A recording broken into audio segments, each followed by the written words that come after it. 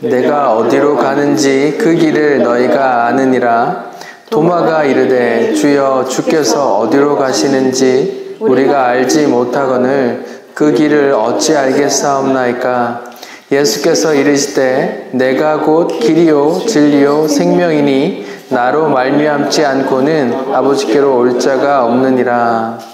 아멘. 네, 영광의 책 10번째 내가 곧 길이요라는 제목으로 말씀 나누겠습니다. 우린 지난주에 예수님이 처소를 예배하러 가신다라는 말씀을 나눴어요. 기억이 나시는지 모르겠습니다. 문자 그대로 예수님께서 천국에 맨션 지으러 막노동하러 간다는 의미가 아닙니다. 꼭 예수님께서만 뭔가 해야 되는 그 일이 곧 처소를 예배하는 일이다, 이 말입니다. 예수님께서 준비하신 처소가 뭐라고 했어요? 예수님께서 준비하신 처소가 뭐예요? 예수님께서 준비하신 처소가 십자가를 통하여 무엇을 이루려고 하시는 거예요? 무슨 집을, 누구의 집을 이루시는 거예요? 우리의 집이기도 하면서 하나님의 집이기도 한 죄인과 하나님의 연합, 그걸 이루려고 한다고 했습니다. 분위기를 보아하니 이게 지난주 설교를 다시 해야 될 것 같아요. 그러니까 예수님께서 처소를 예배하러 가신다는 건 막노동하고 맨션 짓고 막 그런 게 아니죠. 하나님께서 그냥 그건 말씀만으로도 지을 수 있는 그런 거잖아요. 예수님께서 처소를 예배하러 가신다는 건 예수님만 무언가를 감당해야 된다는 말씀이신데, 예수님께서 꼭 감당하셔서 이루려고 하는 처소가 무엇인가? 우리가 머물 그 처소이기도 하고 하나님께서 머물 처소이기도 합니다. 그 처소를 다른 말로 하나님과 죄인의 연합, 하나님과 자기 백성의 연합, 그거를 말하는 거예요. 누구를 통하여? 예수를 통하여. 예수 그리스도께서 십자가로 깨끗이 씻음으로 인해서 거룩한 하나님께서 흠 있는 죄인과 어떻게 연합해요? 연합할 수 없는데 연합하는 방법은 예수께서 그 보혈의 피로, 십자가 보혈의 피로 우리를 씻어 깨끗게 한 다음에 하나님께서 우리에게 머무시고 우리가 또 하나님의 백성이 되는 그 연합을 이루신다라는 개념이란 말입니다. 네, 이 정도로 정리하고 오늘 본문을 볼게요. 자, 4절에 예수님께서 내가 어디로 가는지 그 길을 너희가 안다라고 말씀하세요. 이거는 예수님께서 그 길을 안다고 말하는데 제자들은 모르겠는데요. 도마가 이제 묻잖아요. 어디로 가시는지 모르겠는데요. 이렇게 말한다고요. 근데 예수님은 안다고 말하고, 그러니까 예수님은 안다고 말하고 제자들도 안다고 말하는 그게 있는데, 도마와 제자들은 또 예수님 또 다른 곳에 가시려나 하고 이렇게 생각한단 말이에요. 14장 1절에서 너희는 마음에 근심하지 마라는 그 근심을 왜 한다 그랬어요? 제자들이 예수님이 지금 이제 곧 잡혀가서 죽을지도 모른다는 그 불안감이 엄습해 오기 때문에 근심하게 된다고 했었잖아요.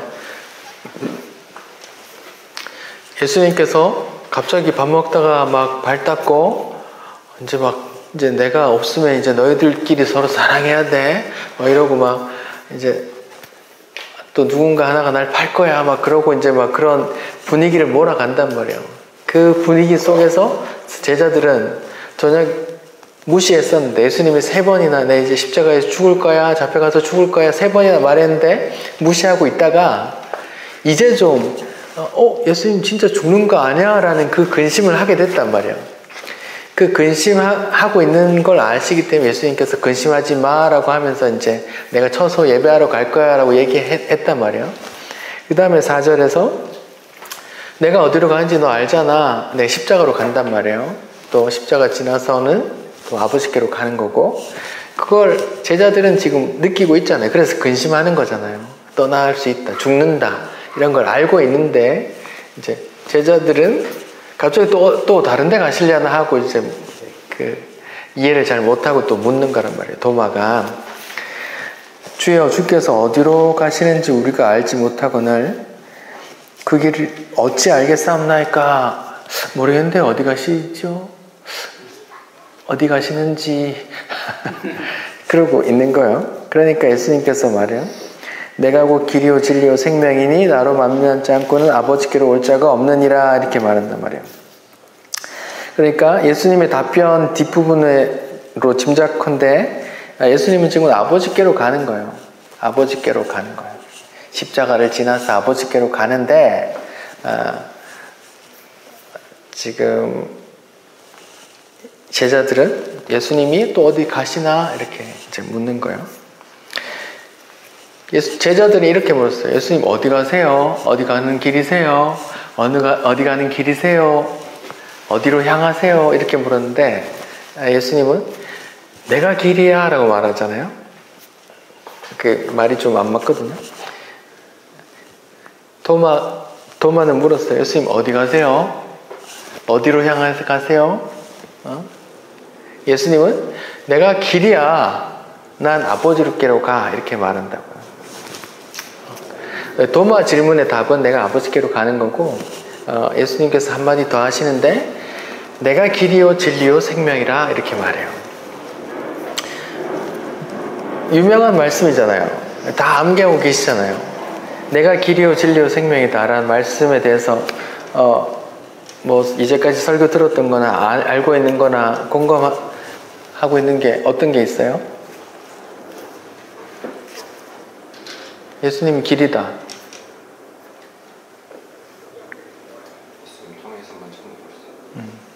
나로 말미암지 않고는 아버지께로 올 자가 없다. 예수님 통해서만 천국 갈 수 있다. 또 나만 진짜다. 네? 나만 진짜다. 아, 나만 진짜다. 또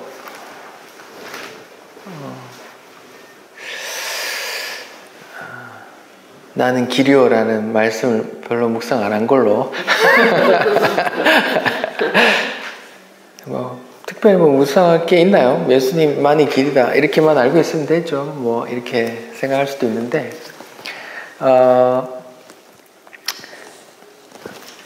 제가 좀 생각을 좀 해볼게요.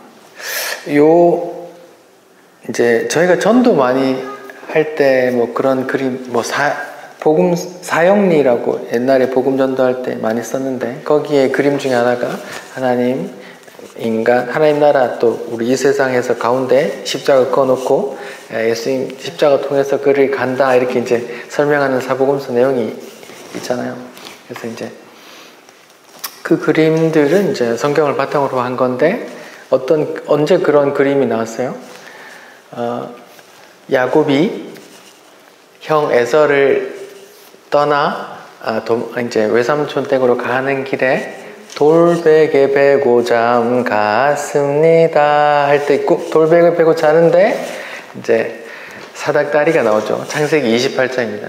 이게 사닥다리가 보이는데 땅과 하늘하고 연결된 사닥다리가 나오는데, 거기서 하나님의 사자들이 오락내리락 하는 걸 봤다라고 이제 그 창세기 28장에서 야곱의 꿈에 나오고, 그 이야기를 또 예수님께서 요한복음 1장에서 나다나엘에게 이렇게 말씀하세요. 근데 똑같이 말씀하는데 다르게 말해요. 요한복음 한번 1장을 한번 찾아봅시다. 요한복음 1장 43절 이하에 나다나엘하고 얘기하시는 게 나와요. 나다나엘이라고 얘기하는 게 나오는데, 51절 같이 한번 읽어봅시다. 시작. 또 이르시되 진실로 진실로 너희에게 이르노니 하늘이 열리고 하늘의 사자들이 인자 위에 오르락 내리락 하는 것을 보리라 하시니라. 진실로 진실로, 이거 아주 중요한 말씀을 하실 때 예수님께서 자주 쓰는 표현이라 했습니다. 그 원어, 헬라어 원어는 아멘, 아멘, 맞다, 맞다 하면서 하는 말이에요. 하늘이 열리고 하나님의 사자들이 하면서 오르락내리락 다른 건 다 창세기 28장에 야곱의 꿈을 썼는데 똑같이 썼는데 창세기 28장 야곱의 꿈에서는 사닥다리라고 나왔고 요한복음 1장 51절엔 사닥다리가 있어요? 그럼 뭐가? 인자라고 나와요. 그러니까 창세기 28장에서 야곱이 꿈으로 봤던 그 사닥다리가 신약에서 예수님께서 분명히 말해주는데 그 사닥다리가 누구예요? 나야 라고 말해주는 거거든요. 그러니까 하나님의 사자들이 자기를 통하여 이렇게 오르락내리락 하나님의 사자, 하나님의 백성들이 그렇게 오르락내리락 하는 거를 이제 창세기에서부터 계속 예고편으로 주신단 말이에요. 이런 그림이란 말이죠. 그런 그림을 바탕으로 이제 그런 전도지를 썼어요. 그 예수님이 길이다. 근데 예수님이 길이다라고 생각하니까 오해되는 게 있어요. 오늘날 교회에서 그리고 오늘날 신학에서 오해되는 게 뭐냐? 사람들이 생각하는 길은 예를 들어서 제가 목적지를 내비게이션으로 찍고 길을 가면 길을 내가 선택하는 거잖아요. 그렇죠? 내가 선택할 수 있잖아요. 이렇게 갔다가 다시 돌아갈 수도 있고 길이라고 하면 내가 선택하는 개념이란 말이죠. 근데 성경에서 말하는 지금 예수님이 내가 길이야 라고 말하는 건 인간이 선택하는 게 아니에요. 사람들은 생각해요. 뭐 감리교 그리고 성결교를 기준으로 해서 그런 게 이제 그 중심으로 퍼졌는데 지금 교단 상관없이 다 그래요.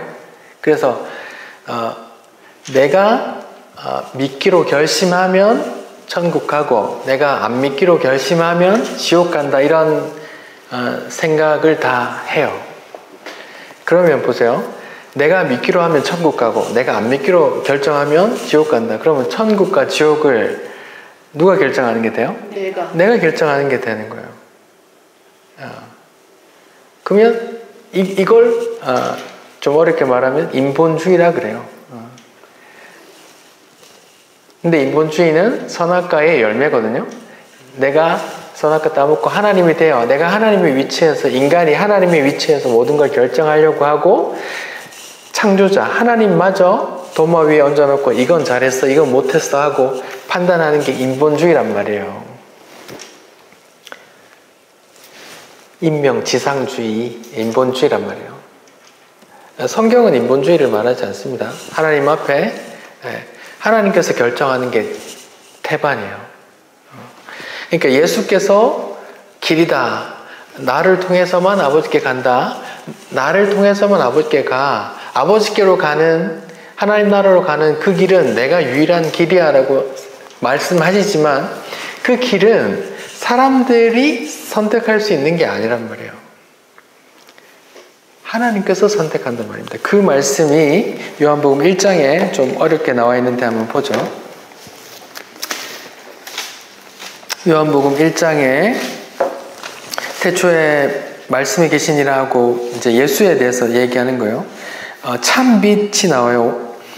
참빛 9절이요. 참빛 곧 세상에 와서 각 사람에게 비추는 빛이 있었는데 그가 세상에 계셨는데 세상 그로 말미암아 지은 바 되었을 때 세상이 그를 알지 못한대요. 그 빛 예수라는 분이 자기 땅에 왔는데 자기 백성이 하나님의 백성이라고 하는 이스라엘 땅에 왔는데 하나님의 백성이라고 하는 사람들이 그 예수를 참빛을 알아봐요? 못 알아봐요? 못 알아본단 말이에요. 근데 어떻게 영접하는 자가 생길 건데 영접하는 자 그 이름을 믿는 자들에게는 하나님의 자녀가 되는 권세를 주셨다. 다른 말로 구원받는 은혜가 있을 것이다 이렇게 말하는 거예요. 근데 13절 보세요. 13절 같이 읽읍시다. 시작. 이는 혈통으로나 육정으로나 사람의 뜻으로 나지 아니하고 오직 하나님께로부터 난 자들이니라. 이게 난 자들이라는 게 구원받는 자, 영접하는 자, 예수를 영접하는 자들이 생길 텐데, 이건 혈통으로나, 유대인이야. 유대인은 다 그렇게 될 거야. 내가 믿는 집안, 몇 대손 집안의 자녀야. 이런 혈통으로 나는 게 아니란 말입니다. 육정으로, 내가 감동받았어. 내가, 너 눈물을 흘렸어. 은혜야. 그런 육정으로 되는 게 아니란 말입니다. 사람의 뜻, 의지, 결정, 뜻으로 내가 천국 가기로 했어. 내가 믿기로 했어. 라고 해서 천국 가는 게 아니란 말입니다. 그럼 어떻게 간다고 말해요? 오직 하나님께로부터 난다. 하나님께서 선택하고 하나님께서 부르신 자들만 예수를 알아보고 예수를 영접하고 예수의 종된 바 되어 살게 된다. 이 말로 하는 거예요. 예수님께서 성경에 이렇게 분명히 나와 있는데 지금 크리스찬들, 오늘날 이 세상의 크리스찬 중에 과반수 이상이 다르게 생각해요. 내가 믿기로 해서 천국 가는 거야. 이렇게 생각해요. 그런 생각의 결과물이 전도 잔치고 초청 잔치고 그래요. 좋은 거죠. 그 전도의 수단으로 좋은 건데 또 그게 다 맞는 게 아니란 말이에요. 내가 예를 들어서 내가 학교 다니는데 반의 친구들을 내가 짜장면 다 먹여가지고 다 교회로 데리고 왔다고 칩시다. 그러면 걔들이 다 천국 가는 게 맞다 아니다? 아니다. 다 가는 게 아니에요. 그 중에서 하나님께서 선택한 자들만 가는 거예요. 그리고 또 이런 류의 예화들이 많이 있었어요. 어떤 유명한 목사님이신데 어느 날 주유소에 가서 기름을 넣는데 그 흑인 아르바이트생이 너무 복음이 필요한 것 같아서 내가 전해야 되는데 그날 뭐 집회를 갔다 너무 피곤한데 다음에 기름 넣으러 갈 때 전해야지 하고 그 다음에 뭐 뉴스를 봤는데 뭐 총기 강도가 주유소에 나타나서 그 알바생이 죽었더라. 복음 전할 때 때 없이 아무리 피곤해도 전해야 돼 뭐 이렇게 설교를 하시곤 하시던데 그런 류의 설교 자체가 인본주의란 말이에요. 내가 전하면 천국 가고 내가 안 전하면 지옥 간다. 그러면 이 사람의 천국과 지옥이 누가 결정하는 거예요? 내가 결정하는 거죠. 하나님께서 선택하는 게 아니고 하나님께서 택한 자를 어떤 방법으로든 불러가시는 게 아니고 내가 그 영혼의 천국과 지옥을 내가 선택하는 거란 말이에요. 그냥 언뜻 듣기에는 좋은 예화야. 전도해야겠네. 나도 전도해야겠네. 이렇게 들리죠. 근데 그 이면의 신학을 보면 저 친구의 영혼의 천국과 지옥까지도 누가 결정할 수 있다고 생각하는 거예요? 내가 결정할 수 있다고 생각하는 거예요. 기도하는 거죠, 우리는. 그리고 복음 전할 기회가 있으면 전하는 거고. 택한 자를 하나님께서 지구가 망해도 어떻게 해요? 하나님께서 택한 자를 불러가신다면 하나님의 택한 자를 불러가시면은 실패가 있어요? 없어요? 없어요. 그가 하나님의 택한 백성이었는데 내가 전도 안 해서 지옥 갔다 이런 일은 없어요. 이렇게 우리가 들을 때도 이런 그냥 얼핏 듣기로는 그렇네요. 이렇게 들리지만 그 이면에 이런 게 있어요. 그러니까 내가 잘 알아야 돼요. 그런 걸.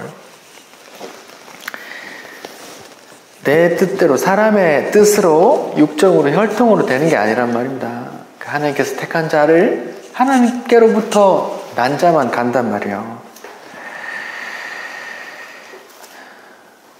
유대인이라고 다 천국 가는 것도 아니고 그렇게 된단 말이에요. 오해의 첫 번째가 길이라는 거, 내가 선택하는 예수라는 길은 내가 선택할 수 있는 게 아니다. 그러니까 우리가 지금 이렇게 말씀을 나누는 게 참 귀한 거예요. 어떻게 보면 다 내가 선택한 게 아닌데 이 길에 서 있는 사람들이니까 그걸 아셔야 돼요. 예. 두 번째가 있는데 오늘날은 이 예수라는 길을 이렇게 오해해요. 예수를 믿으면 예수라는 길을 타면 이 땅에서 부와 명예와 성공과 형통과 안위함이 찾아온다 라고 오해해요. 이 오해는 어떻게 만들어졌느냐? 먼저 교회에서 그런 목사님들이 그런 메시지를 전했어요. 그런 메시지는 왜 전했을까요? 교회에 불러들이기 위해서잖아요. 좋은 거 아니냐? 교회에 데리고 오는데 좋은 거 아니냐? 이렇게 생각할 수 있지만 그 이면에는 어떤 마음에서 비롯됐냐 하면 목사는 교회를 키우고 싶을까요? 안 키우고 싶을까요? 목사는 교회를 키우고 싶어요. 큰 교회 이루어서 사람들한테 좋은 대우 받고 또 자랑하고 싶어요. 목사의 마음속에 그런 탐심이 있단 말이에요. 그런 탐심이 있는데 일반 세상 사람들 마음속에 또 어떤 욕심이 있냐면 이 땅에서 잘 먹고 잘 살고 형통과 안위를 누리고 싶은 탐심이 있단 말이에요. 그럼 이쪽 탐심과 이쪽 탐심이 만나서 어이구 짝짝꿍 하게 됐단 말이에요.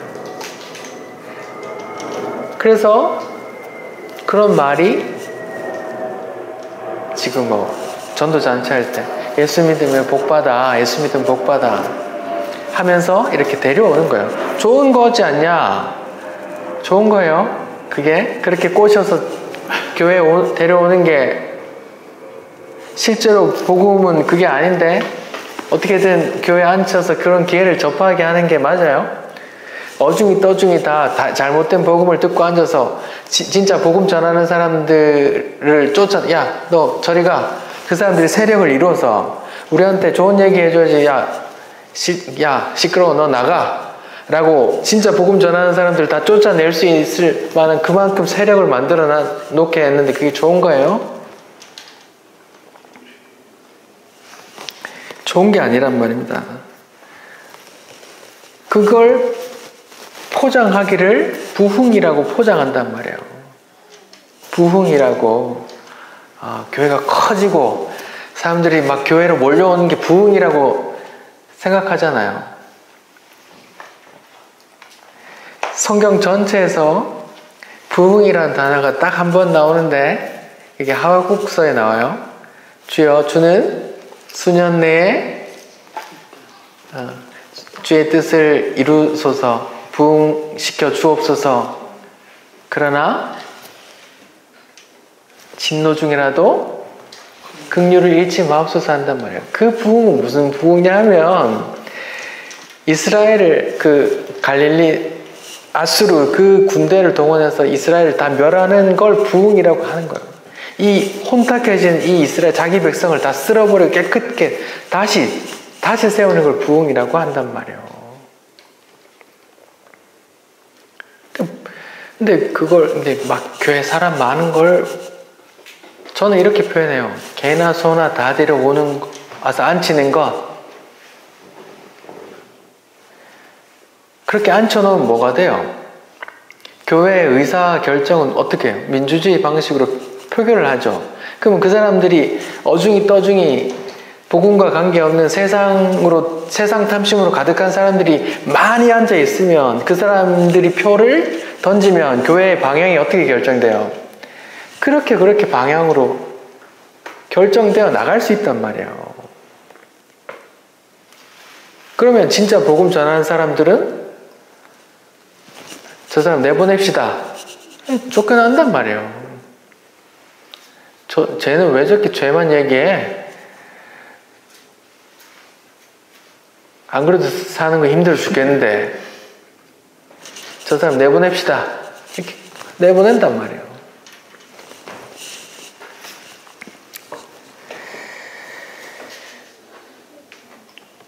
사람들은 예수는 길이다라는 그 길을, 예수라는 길을 오해해요. 오해해. 그러면 사람들이 생각하는 오해하고 있는 거 말고, 그럼 성경이 말하고 있는 예수라는 길은 어떻게 말하고 있는지 한번 봅시다.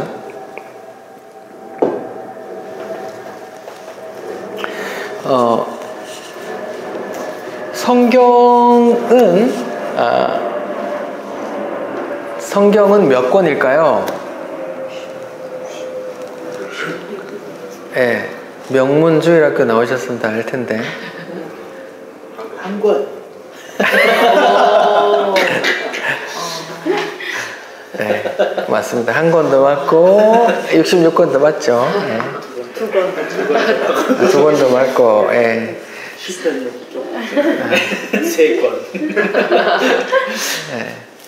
성경 창세기부터 요한계시록까지 개신교에서 인정하는 성경은 66권이죠. 천주교회, 로마 가톨릭교회에서 인정하는 성경은 더 많습니다. 우리가 외경이라고 하는 여러 가지 성경도 더 붙여놨어요. 개신교에서 인정하는 성경이 창세기부터 요한계시록까지 66권인데, 성경에서 이제 히브리인들이, 유대인들이 기록한 그 기법, 문학 기법이 좀 들어가 있는데, 제일 많이 나타나는 특징 중에 하나가 한국말로는 수미상관 구조, 다른 말로 샌드위치 구조, 영어로는 뭐라고 하나요? 인클루지오 구조라고 하죠. 처음과 끝이 똑같은 내용을 두고 그 속을 채우는 샌드위치 햄버거 같은 그런 구조로 쓴단 말이에요. 자, 그럼 그 구조로 성경이 쓰여졌는지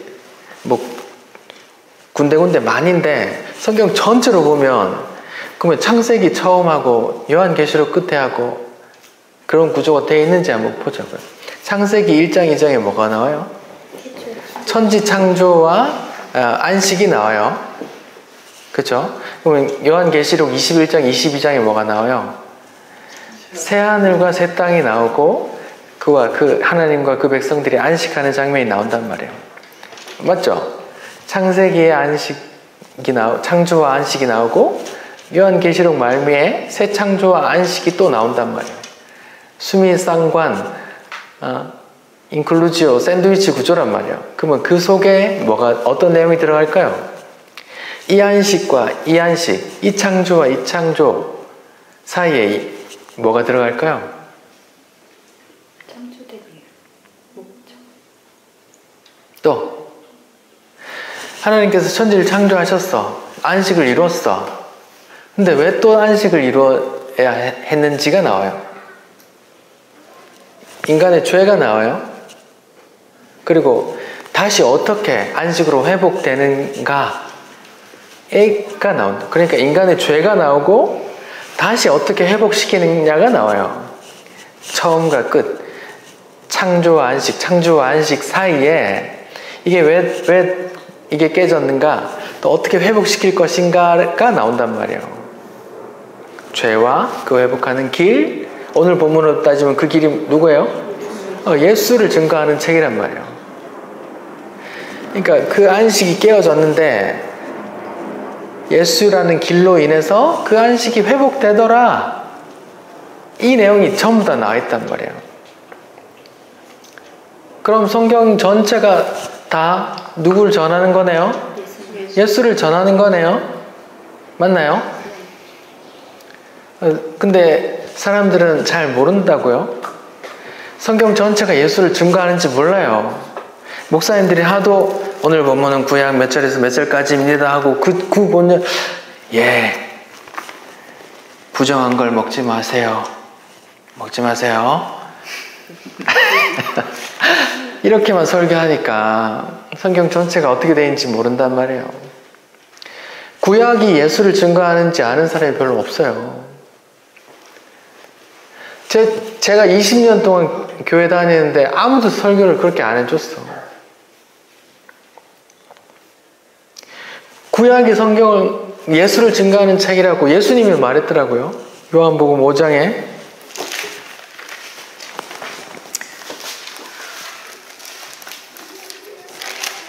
요한복음 5장 39절에 같이 읽어봅시다. 요한복음 5장 39절 시작. 너희가 성경에서 영생을 얻는 줄 생각하고 성경을 연구하거니와 이 성경이 곧 내게 대하여 증언하는 것이니라. 여기서 내는 누구예요? 예수란 말이에요. 이 성경이 구약을 가리키는 거거든요. 신약 시대 당시에 성경이란 건 구약을 가리킨단 말이에요. 구약, 모세오경. 그러면 구약은 지금 나를 가리키는 거야 라고 말한다고요. 예수님 본인 입으로 구약은 날 증거하는 거였어. 그러면 신약은 당연히 사복음서 예수 이야기잖아요. 예수 전하는 이야기가 서신서들이고. 그러면 구약도 예수 증거하는 책이네요.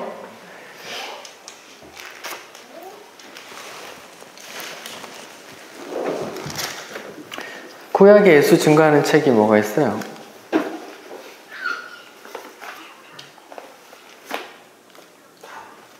다 하죠. 네. 제가 길이라는 관점에서 이야기를 해볼게요. 길이라는 관점에서 모세가 이스라엘 백성을 모세가 인도에서 애굽에서 끄집어 나오잖아요. 모세가 한 거예요? 하나님이 한 거예요?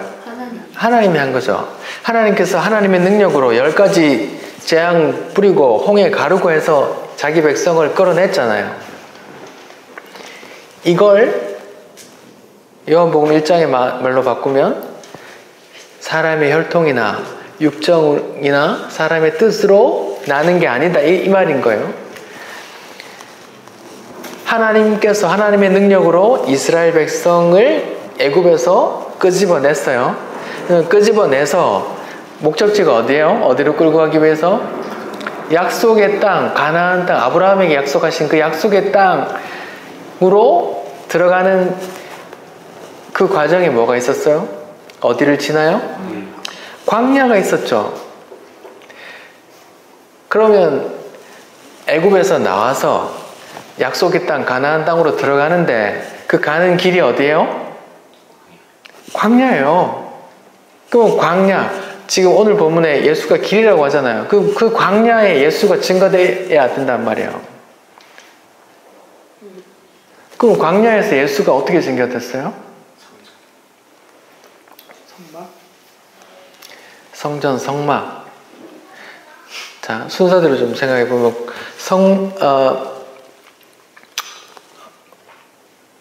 그 이스라엘 민족이 광야를 지나면서 먹을 게 있었어요? 없어요. 그럼 뭘 먹었어요? 만나를 주셨어요. 만나가 근데 요한복음 6장에서는 만나가 뭐래요? 예수님의 모형이라고 했어요.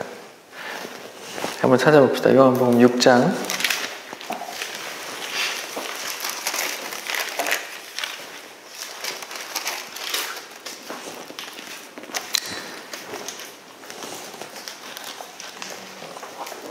자, 지금 광야의 이야기가 나와요. 6장 32절부터 제가 읽어볼게요. 요한복음 6장, 지금 만나, 오병 이후에 지금 예수님께서 만나로 이어가시는 거예요. 예수께서 이르시되 내가 진실로 진실로 너에게 이르노니 모세가 너에게 하늘로부터 떡을 준 것이 아니라 내 아버지께서 참떡을 주시는 거야. 하나님의 떡은 하늘에서 내려와 세상에 생명을 주는 거야. 그러면서 35절에 내가 생명의 떡이다. 나를 믿는 자 영원히 목마르지 않을 거다. 이렇게 말하는 거예요. 자, 보세요. 다시 만나를 생각해 봅시다. 광야에 아무것도 없어요. 먹을 게 없어요. 근데 하늘에서 뭔가 떨어져서 우리가 먹었어요. 하늘에서 먹을 양식이 떨어졌어요. 그리고 그걸 먹고 우리가 살았네요. 이 만나가 누구를 가리키는 거였어요? 예수를 가리키는 거였단 말이에요. 만나가. 그 다음에 물이 있었어요, 광야에? 없었죠. 그러면 모세가 반석을 깨트려 물이 나왔죠. 근데 그 반석이 뭐래요? 그 반석 예수님. 고린도전서 10장을 봅시다. 눈으로 확인하는 게 중요해요. 네. 고린도전서 10장 고린도전서 10장 2절 3절 제가 2절부터 읽어볼게요. 고린도전서 10장 2절부터 읽을게요. 모세에게 속하여 다 구름과 바다에서 세례를 받았고 다 같은 신령한 음식 맞나요? 또 다 같은 신령한 음료를 마셨으니 이는 그들을 따르는 신령한 반석으로부터 마셨음에 그 반석은 곧 뭐라고요? 네, 그리스도가 깨졌 그 반석 그리스도가 깨졌더니 생명수가 나왔다 이 말이에요. 그리스도가 예수께서 십자가에 죽으심으로 우리가 구원을 얻었다 이 얘기를 구약의 광야에서는 마른 땅에 반석이 두드러 깨져가지고 거기서 물이 나왔다 이렇게 또 말하는 거예요. 그러면 그 만나도 그 광야의 반석 깨지고 나온 물도 다 뭐의 모형이에요? 예수 그리스도를 증거하는 그 예고편으로 계속 말하고 있단 말이에요. 하나님께서 율법을 주셨죠. 율법도 신약에서 뭐라 그래요? 죄를 깨닫게 하는 것이고 예수께 인도하는 몽학선생 초등교사를 하죠. 예수도 율법도 예수를 증거하는 거네요. 율법 속에 들어있지만 성막을 어떻게 지어라 제사를 어떻게 해라 나오죠. 제사 어린 양을 잡죠. 이 어린 양을 잡는 그걸 뭘 의미해요? 예수 십자가를 의미한단 말이에요. 성막, 거룩한 하나님이 그 성막에 계시는데 지성소에 계시는데 지성소에 어떻게 인간이 만나요? 그 희생양의 피를 들고 그 피를 대제사장이 1년에 한 번 그 피를 들고 지성소로 들어가서 그 법궤 안에 뭐가 법궤 안에 법궤가 들어있죠. 법궤랑 또 뭐가 들어있어요? 만나 항아리 또 쌍난 모세 아론의 지팡이 그게 다 죄를 상징한다 했잖아요. 법궤도 죄 지어서 새로 왔고 만나 항아리 또 다음날 뭐 하지 말랬는데 또 그거 하고 또 더 걷어서 또 그러고 또 아론의 지팡이도 그 다른 거 하다가 또 죄를 상징한다고 제가 설명을 드렸잖아요. 그 법궤 안에 그 죄를 상징하는 그 법궤의 뚜껑에 그 피를 부어서 하나님과 만나는 그 지성소의 그 성막도 예수 그리스도의 복음을 상징하는 거라니까요. 구약의 광야에서 있었던 그 모든 이야기들이 예수를 모형한단 말이에요. 예수를 증거한단 말이에요. 또 요한복음에서 있었던 놋뱀 이야기도 있잖아요. 예수님께서 인자가 들려야 한다고 했죠. 이스라엘 백성이 불평했어요. 뭐도 없고 왜 이렇게 하냐 하니까 하나님께서 화나서 불뱀을 보내서 다 물어 죽였어요. 근데 물어서 죽어가는 죄인들이 뭘 보고 살았어요? 하나님께서 너 모세야 그 청동으로 뱀을 만들어서 그 높이 달아. 그래서 그거 보면 살 거야. 놋뱀을 보면 뭐 뱀에 물려서 지금 독 때문에 죽어가는데 그 뱀, 나무에 매달린 뱀을 보고 내가 살아났어. 내가 내 죄 때문에 십자가에 내 죄 때문에 지옥 가야 되는데 그 나 대신 저주받고 매달려 죽으신 십자가에 달려신 뱀으로 저주받아 죽으신 예수 그리스도를 보니 내가 살아났어 하는 그 십자가 복음을 상징하는 거란 말입니다. 광야에서 있었던 그 모든 것들이 뭘 상징해요? 예수 그리스도를 상징한단 말이에요. 그래서 길이라고 말한다고요. 자, 보세요. 제가 창세기 1장, 2장과 요한계시록 21장, 22장, 그러니까 성경의 처음과 끝에 창조와 안식, 새 창조와 안식이 있다 그랬어요. 근데 그럼 그 과정에 뭐가 나와요? 이게 왜 깨어졌는지라는 죄와, 그리고 이 안식이 어떻게 회복되는지에 대한 그 길이 나온다고요. 어떻게 새 창조로 이어지는지, 어떻게 그 안식으로 다시 들어가는지라는 그게 나온단 말이에요. 66관 안에. 그럼 그 길이 나오는데, 그 길을 증거하는데, 그 길을 오늘 본문에서는 뭐래요? 누구래요? 예수란 증거한단 말이에요. 그러면 성경 전체가 예수를 증거하는 것이고, 그 그림을 이스라엘이라는 민족을 동원해서 설명해 주기를 애굽에서 불러내서 광야를 지날 때에, 광야를 지나고 약속의 땅으로 들어가는데 광야에서 만나도 주시고 반석에서 물도 주시고 노뱀 사건도 주시고 율법도 주시고 제사도 주시고 성막도 주시고 한단 말이에요. 그 모든 게, 광야에서 있었던 그 모든 게 누구를 증거한다고요? 예수를 증거한단 말입니다.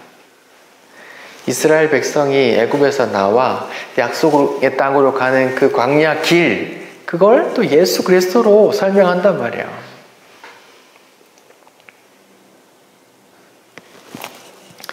광야라는 단어가 히브리어로 뭘까요?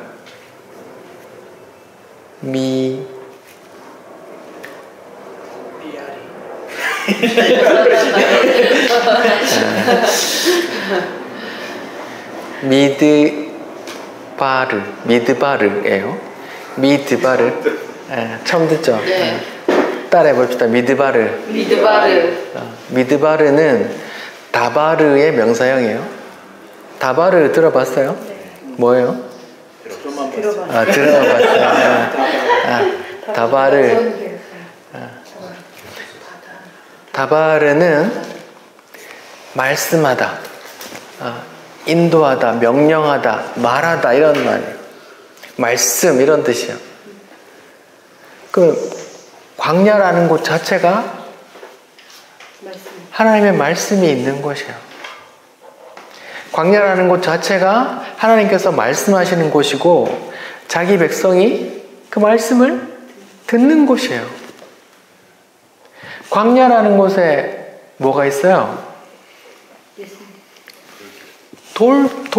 돌무더기 막 황무지를 광야라 그러거든요. 이스라엘 광야를 가보셔야 되는데 하나님께서 왜 이스라엘에 그런 광야 땅을 만들어 놓은지가 신기하죠.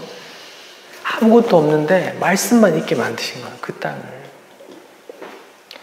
광야라는 그 이름 단어 자체가 미드바르인데 다바르의 명사형이에요. 말씀. 광야에 아무것도 없는데 말씀만 있어요. 하나님이 말씀하는 곳이고 자기 백성이 그 말씀을 듣는 곳이에요. 또 그 요한복음에서는 그 말씀이 또 뭐래요? 누구래요? 말씀이 또 육신이 되어 오신 분이 예수래요.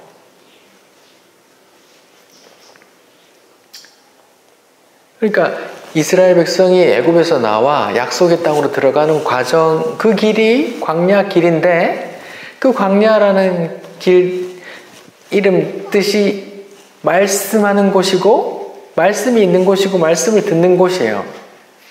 근데 그 길을 또 오늘 본문에서는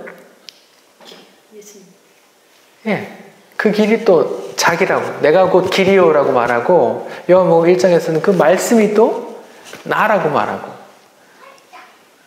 그렇단 말이에요. 재미있지 않아요? 창세기 1장 2장의 창조와 안식, 이게 왜 깨어졌는지, 죄가 나오고 이게 다시 어떻게 회복되는가, 회복되는 그 길이 여기서 계속 나오는데 그 길이 또 광야고 또 그게 말씀이고 또 그게 길이라고 하고 그 또 예수라고 한단 말이에요. 그래서 요한복음 5장에 그 모든 게 다 날 증거하는 거야 이렇게 말한다고요.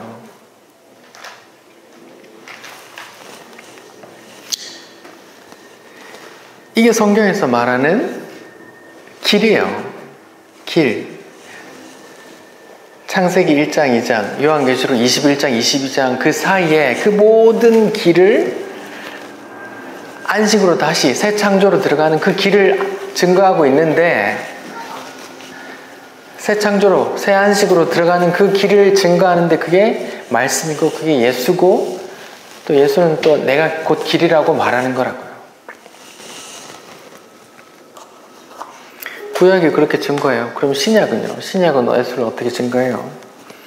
신약은 그러면 예수 따르는 길, 예수라는 길 위에 서 있는 자들을 뭐라고 말할까요? 신약에서는. 네? 교회, 네, 교회 어떻게 될까요? 찾아봅시다. 누가복음 14장. 누가복음 14장.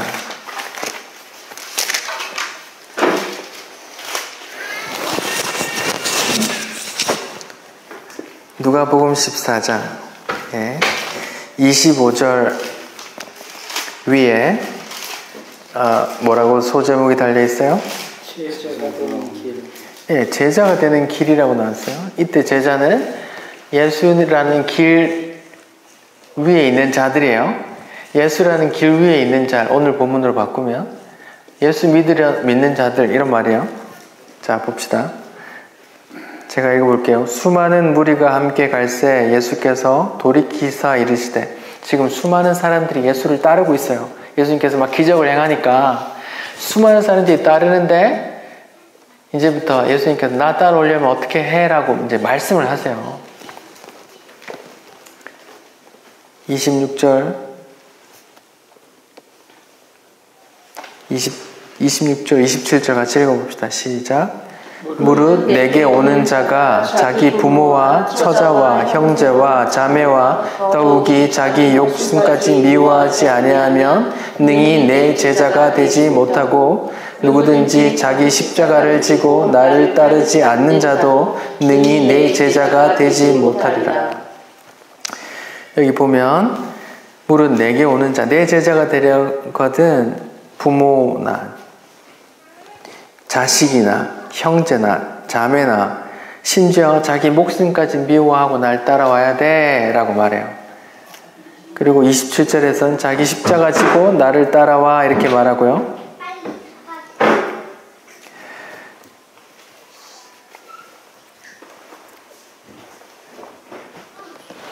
여기 이런 본문을 이단에서는 어떻게 말해요? 완전 부모와 연을 아주 끊게 만들죠. 막 신천지 같은 데서는 막 자녀 납치해가지고 막 가두고 부모가 찾아와도 못 만나게 하고 막 그렇게 해서 막 부모님 피눈물 흘리게 또 하는데,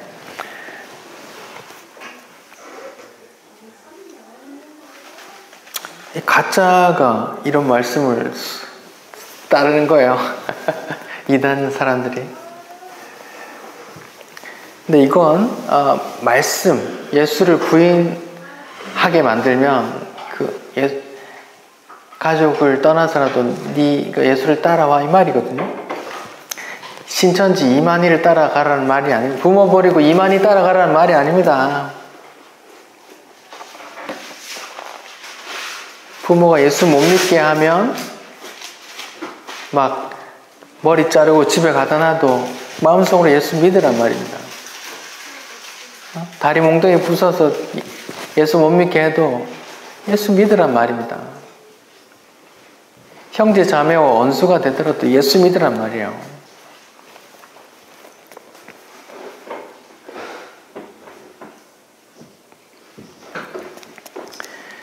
부모와 처자와 형제와 자매와 자기 목숨까지 미워하지 아니하면 내 제자가 되지 못한다 그래요. 자, 28절부터 재밌는 이야기가 나와요. 누가 망대를 세우고자 할 때인데, 망대, 어떤 성약 붙어 있는 그런 망대요. 망보는 자리, 망대를 세우고자 하는데 토목 건축을 설계를 다 하겠죠. 그러면 견적이 나오잖아요. 다 지으려면 얼마 듭니다. 그러면 그 돈이 다 있어야 집을 짓기 시작할 거 아니에요. 그걸 따져봐, 셈해봐 이렇게 말하는 거예요. 다 돈도 없는데, 다 지을 돈도 없는데 그냥 시작만 하고 중간에 멈추면 바보라고 소리 들어. 예수 따른다는 게 그만큼 힘들어. 네가 한번 셈해봐, 따져봐 이렇게 말하는 거거든. 31절부터 누가복음 14장 31절부터는 어떤 임금이 이제 전쟁을 앞두고 있어요. 왕이 전쟁을 하는데 이제 싸우기 전에 이제 냉철하게 분석하겠죠. 우리 전력은 몇 만인데 저쪽은 몇 만이다. 내가 이길 수 있나 없나 따져보고 도저히 이길 수 없다고 하면 화친을 청해야 된다 이 말이죠. 지금 이 얘기를 왜 하는 거예요? 예수 믿는 게 그만큼 험난한 길이니까 날 따라오려거든? 이런 거 다 생각하고 와 이 말이에요. 개나 소나 예수 믿는 게 아니고.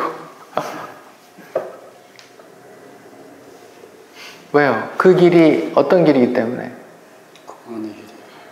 좁은 길이기 때문에 그래요. 형제 자매도 버릴 수 있어야 되고 내 목숨까지 버릴 수 있어야, 내 목숨까지 미워하면 누가 따라올 수 있겠어요? 그래서 좁은 길이라고 한다니까요. 그럼 여기 있는 사람들은 다 내 목숨 미워하는 사람이냐? 아니죠. 절대 아니죠. 그게 바울 신학에서 임의와 아직, 칼빈에서도 그 임의와 아직의 그 교리가 있는 거예요. 성령께서 이루어 가신단 말입니다. 여기 제자가 되는 길에 이렇게 험난하단 말이에요. 33절 이와 같이 너희 중에 누구든지 자기 모든 소유를 버리지 아니하면 능히 내 제자가 되지 못하리라. 소금이 좋은 것이나 소금도 만일 그 맛을 잃으면 무엇으로 짜게 하리요? 땅에도 거름에도 쓸데없어. 귀 있는 자는 들어. 이렇게 말하는 거예요. 내가 고귀한 소금인데 고귀한 소금 스스로를 포기하지 마 이 말이에요. 흙탕물에 썩히지 마 이런 말이에요. 여기 그 앞에 15절부터 누가복음 14장 15절부터는 큰 잔치에 대한 비유가 나와요. 근데 재밌어요. 어떤 부유한 사람이 잔치를 베푸는데 이제 사람 잔치에 오라고 청했어요. 근데 사람들이 뭐라 그래요? 18절 다 일체하여 사양하여 이르되 한 사람은 나는 밭을 샀어. 아무래도 여기 밭 갈아야 돼. 미안. 19절에 또 한 사람은 나는 소를 샀어. 미안. 좀 소를 좀 돌봐야 돼. 20절에는 미안. 내가 장가가지고 지금 가정을 돌봐야 돼. 이해하지? 이해해 줄 거라고 믿어. 이렇게 말해요. 주인이 분노해요. 그리고 다른 사람들을 채워요. 그리고 하는 말이 24절 내가 너에게 말하노니 전에 청하였던 그 사람들은 하나도 내 잔치를 맛보지 못할 것이다 이렇게 말합니다. 좀 섬뜩한 이야기죠. 개나 소나 오는 게 절대 아니라니까요. 스스로 자원해서 안 온다니까요. 왜? 내 살 것 때문에 이 땅에서 이 땅의 것을 붙들고 있기 때문에 예수라는 길로 접어들기 어렵다니까요.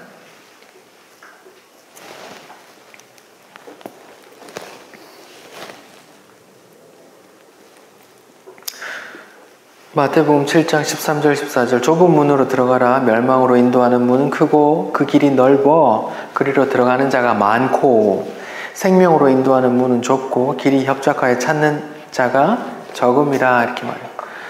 이 말씀 듣고 큰 도로를 안 다니고 골목길을 다니라고 설교를 하셔가지고 제가 골목길 다니다 깡패한테 돈 많이 뜯겼어요. 제가 어릴 때. 그런 거 아니란 말입니다. 자기 부인의 길이 아무도 안 하려고 하는 길이기 때문에 좁은 길이라고 하고 그걸 예수의 길이라고 하는 거예요.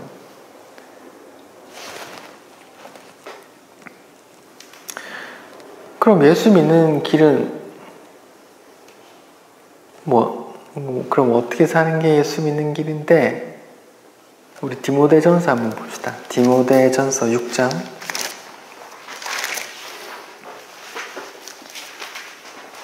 데살로니가 전후서 뒤에 디모데전서 6장.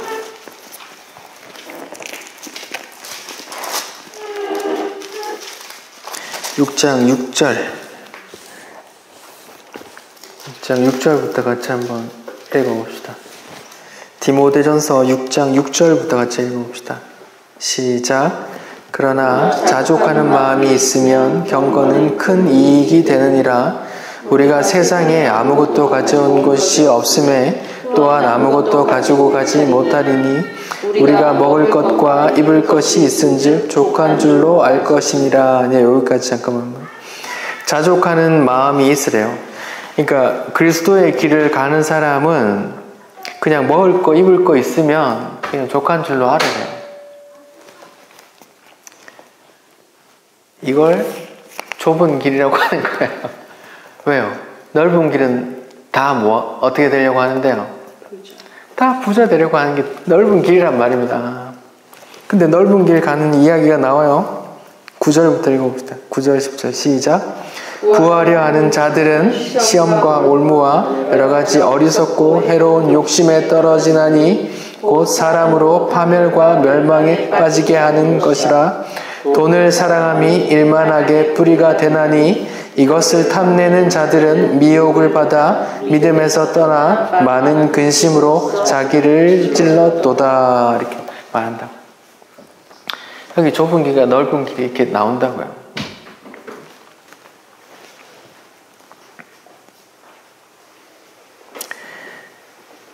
먹을 것과 입을 것이 있어 만족하는 하래요.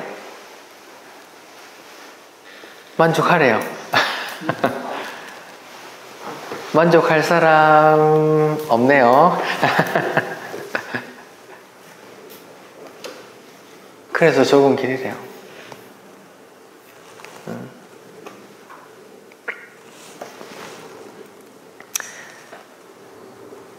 넓은 길로 가려는 사람, 부하려 하는 사람들은 시험과 올무와 이렇게 나중에 파멸로 끝난대요.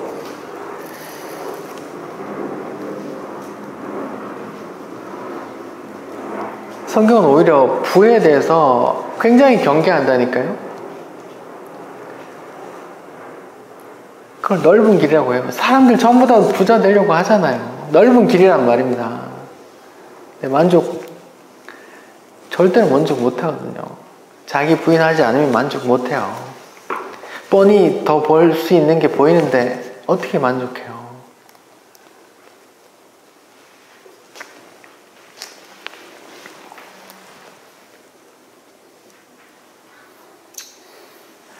온 세상이 다 자기를 사랑하고 자기 안위만을 위해 살아요.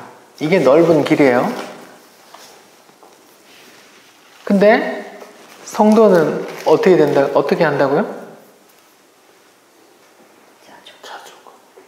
자기 사랑하는 게 넓은 길이고 온 세상이 자기 사랑과 자기 안위만을 추구한다고요. 근데 성도는 반대로 좁은 길을 가는데 자기 안위만 위해 사는 게 아니라 서로 사랑한단 말이에요. 서로 사랑한다. 나보다 남을 낮게 여기고 남의 도움이 필요한 자에게 내 것을 내어 나눈단 말입니다. 이게 좁은 길이라니까요. 넓은 길 가는 사람 중에서 이런 거 하는 사람 있죠. 내 명예, 내 이 정도 부자면 내가 이 정도 기분에 해야지 하는 사람 말고요. 온 세상이 자기 사랑하고 자기 안위만을 위해 산다니까요. 근데 좁은 길 가는 성도는 그 길 위에 있는 성도는 서로 사랑하고 서로 돌아보고 하게 된다니까요. 이게 좁은 길입니다.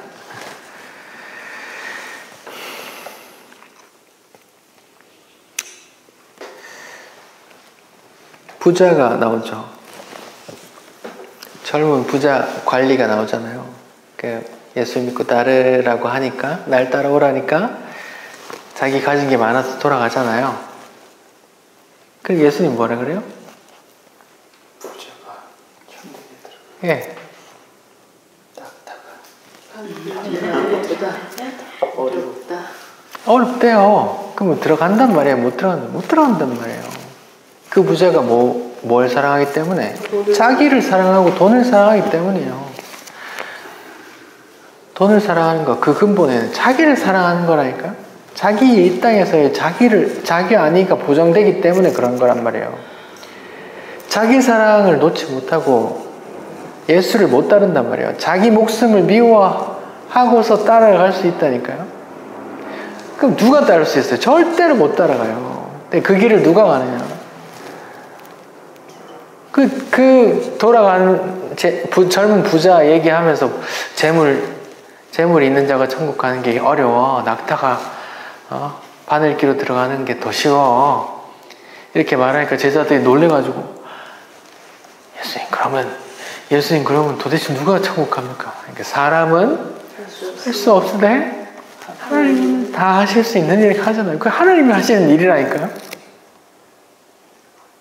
그 길을 인간이 못 간다니까요. 하나님이 하신대요.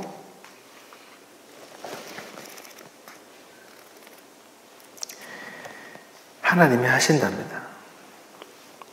말 안 들으면 반 죽여가지고 끌고 가시는 거예요. 네. 성도는 이 땅에 이 땅에 거 그렇게 추구하지 말고 뭘 하라 그래요? 어디 걸 찾으라고요? 위에 거 찾으라고 하는 거예요. 위에 거. 위에 게 뭔지는 모르겠는데 위에 거 찾으래요. 그 나라와 그 의의, 나의 죄인됨과 그의 거룩함과 그분이 주시는 의의, 내가 오늘 죽어도 내 영원한 안식으로 인도해 주실 그 하나님을 사랑하고 사모하고 그렇게 살라고 하는 거란 말이에요.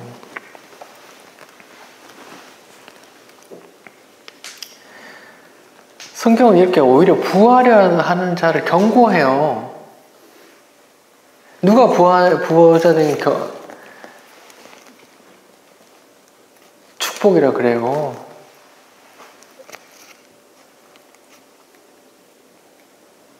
강남에서 이런 설교 못해요.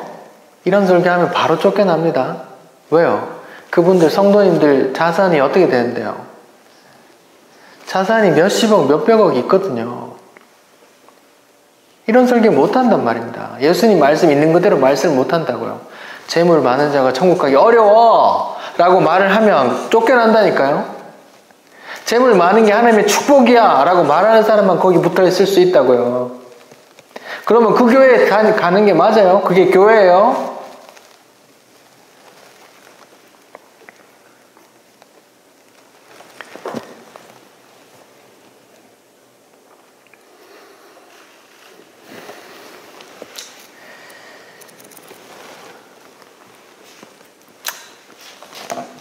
자, 정리할게요. 예수님께서 내가 곧 길이요 진리요 생명이라고 말했어요. 근데 성경 전체는 예수를 증거하거든요. 왜 예수를 증거하느냐? 성경의 이렇게 기록 기법 중에 중요한 게 수미상관 구조, 인클루지오 기조, 샌드위치 구조인데 창세기 1장, 2장에 창조와 안식이 나오고 요한계시록 성경 제일 끝에 요한계시록 21장, 22장에 새하늘과 새 땅 그리고 새 안식이 나와요. 그럼 이 안식이 왜 깨어졌고 다시 안식을 어떻게 회복되는지 그 내용이 중간에 다 쓰여있단 말이에요. 그래서 인간의 죄를 회복하는 그 예수의 길이 성경 전체에 증거되고 있단 말입니다. 성경은 이 땅에서 어떻게 하면 부자 되느냐, 이 땅에 어떻게 하면 사랑관계를 잘하느냐 그런 거 쓰여있는 책이 아니란 말입니다. 오히려 부모랑도 원수질 마음을 갖고 시작하라고 말한다고요. 부활이 하는 자들아 너희 파멸할 거야 라고 말한다니까요. 어떻게 하면 부자 되는지가 쓰여있는 책이 아니란 말입니다. 이 땅에서 잘 먹고 잘 사는 이야기가 써있는 책이 아니라고요. 새 창조와 새 안식으로 어떻게 회복되는지 그 길이 나와 있어요. 예수라는 길이 나와 있다고요. 그 길은 우리가 선택할 수 없고 하나님께서 선택하신 것이며, 그 길에 있는 자는 하나님께서 반 죽여 가시면서 자기를 부인시켜 가신답니다. 그게 성경이 말하는 바예요. 그리고 위의 것을 사모하게 만든대요. 기도하겠습니다. 하나님 감사합니다. 예수라는 길 위에 또 우리를 올려놓으셔서 감사합니다. 저희는 컨베이어 벨트에 놓인 물건처럼 저절로 갑니다. 우리가 어떻게 올려졌는지 모릅니다. 하지만 하루하루 우리를 자기 부인의 길로, 또 좁은 길로, 결국은 그 하나님의 나라로 인도에 가실 예수님을 믿습니다. 그 길을 믿습니다. 우리를 늘 인도해 주옵소서. 예수님 이름으로 기도드립니다. 아멘.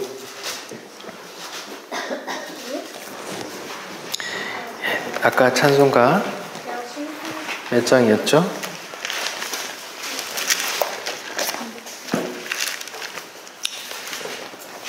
몇 장이었죠? 493장. 네, 493장. 우리 1절.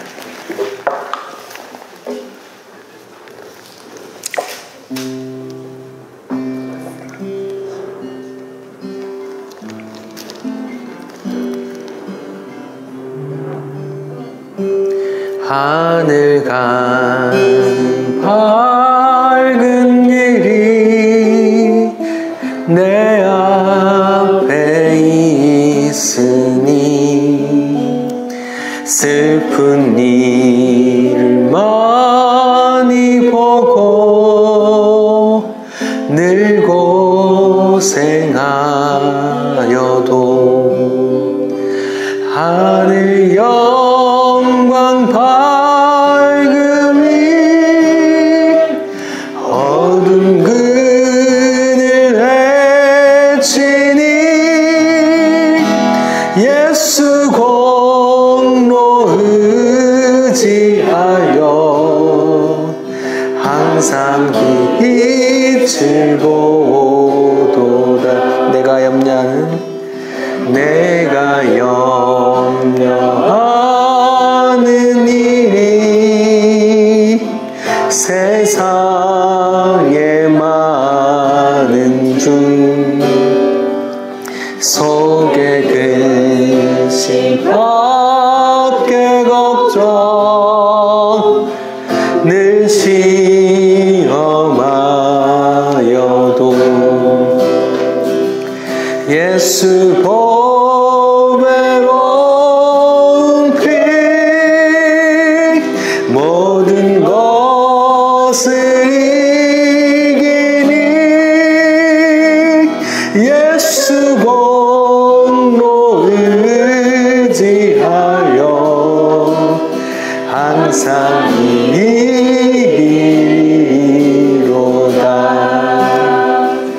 내가 영천성 바라보고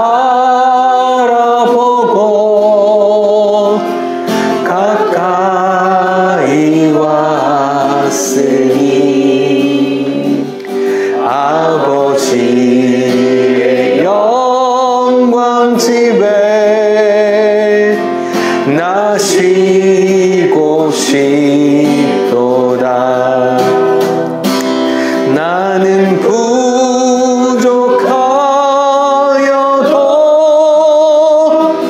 영접하실 터이니 영광 나라 계신 임금 우리 구주 예수라.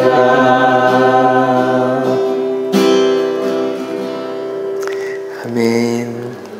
예배를 마쳤습니다.